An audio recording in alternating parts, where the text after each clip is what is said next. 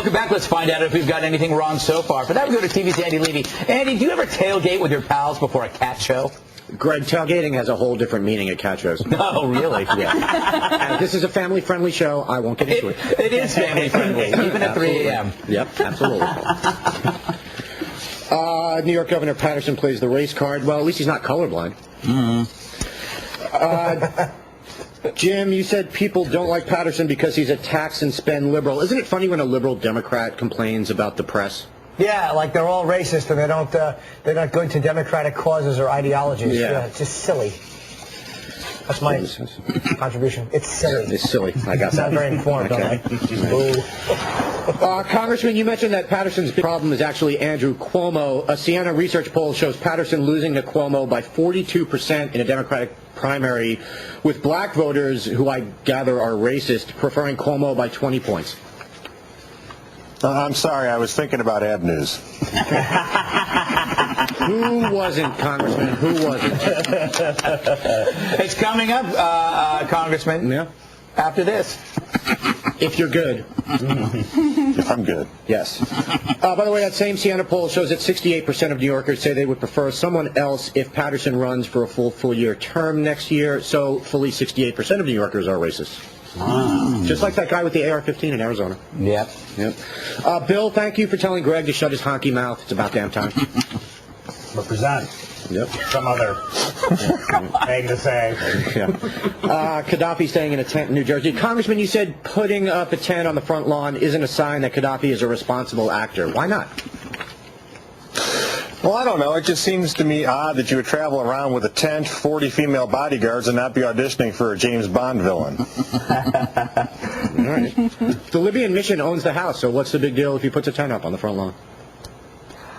Well, I think that if you lived next door to him, you might dig it, but a lot of people wouldn't, especially when you talk about the camel dung.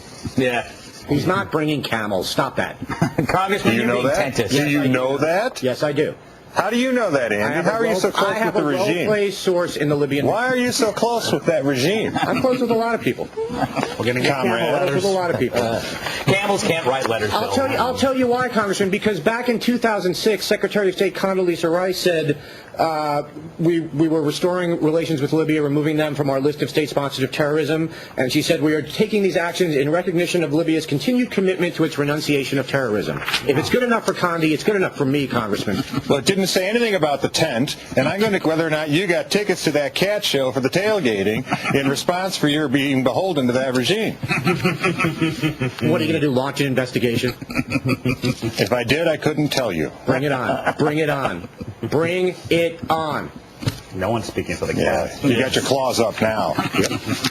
NFL trying to eliminate binge drinking. Congressman, you said 40 ounces might not be enough for Lions fans. There are still Lions fans? Yes, and we're intoxicated with our climb to the championship in my lifetime. Okay, good luck with that. Faith, you said you'd rather smell beer-induced urine than smoke. Good thing you're sitting next to Bill. I'm actually covering both bases right now, Andy. Okay. Gregalog, Arthur Frommer. Greg, you refer to Frommer as the king of the travel guide racket. Yes, it is a racket. Why is it a racket? I don't know. It sounded cool. Yeah, I'm king of the travel guide racket. All right. I think it's more of a game. It's the travel guide game. Is it a game? Yeah. Yeah. Faith, 11 states in America have permissive open carry laws like Arizona does. 13 allow licensed open carry, and only 7 states and D.C. fully prohibit open carry. Do we want to go to any of them? We want to go to all of them. I don't know. Has Frommer covered them? How many of them bring guns to a healthcare debate? He's not threatening to boycott them, is the point, Faith. Fair enough. Okay. Also, you said Frommer wasn't talking about crime statistics, which is true, but he did say that he thought his personal safety would be endangered in Arizona. Well, so. I would feel a little unsafe if people could walk around with fully loaded weapons. I wouldn't. Like, I think it'd be awesome. It would be awesome. Yeah. Congressman, aren't places safer where there are people with guns? The statistics show that, and a lot of the crime statistics that he didn't put forward, if you're going to talk about Arizona where you have a concealed weapon or an ability to carry it in accordance with your Second Amendment right, you would think he would point out the statistics showing that it's more dangerous rather than simply making an opinion based upon one incident. And actually, according to the FBI's 2006 Uniform Crime Report, Arizona ranks 16th in terms of violent crime per 100,000 people. Nevada ranks 3rd. Here's what Frommer's Guide has to say about Nevada. With vast stretches of moonlight desert, mountain peaks topping 13,000 feet, the turquoise beauty of Lake Tahoe, and an endless carpet of lush sagebrush in the east, Nevada offers a neverland of natural beauty and vacation possibilities beyond that of the craps table. Whoa, whoa, whoa. He didn't say anything about Celine Dion? I'm never reading him again. That guy's full of it. Yeah, talk about something being unsafe for you. Yeah. He didn't even bring up the Mustang Ranch, which is the sole reason to go to Nevada, if you ask me. Yep. Jim nods quietly. Not so quietly, Greg. Yes. I can hear that nod. Yes. I am done. Thank you, Andy. Okay. Let me welcome back our guest, Faith Saley, actress, comedian, and writer. She's so hot she can incubate a chicken egg in her armpit. Wow. Yes, it's true. Michigan Congressman Thaddeus McCotter. He's so cool he can give a snow cone frostbite. Oh, how is that possible? And comedian Jim Norton. If hilarity were Feebreeze, I'd spray him all over my house. Or Feebreeze. Did I say Feebreeze? Feebreeze. It may be the Feebreeze. Let's do that one over. Let's do the whole segment over. It may be the greatest thing ever invented since the beginning of time. Or perhaps even before that. Yes, it's time for ab news and Feebreeze. So take off your shirt, open your ears, and work those abs. Tonight, it's a triple treat.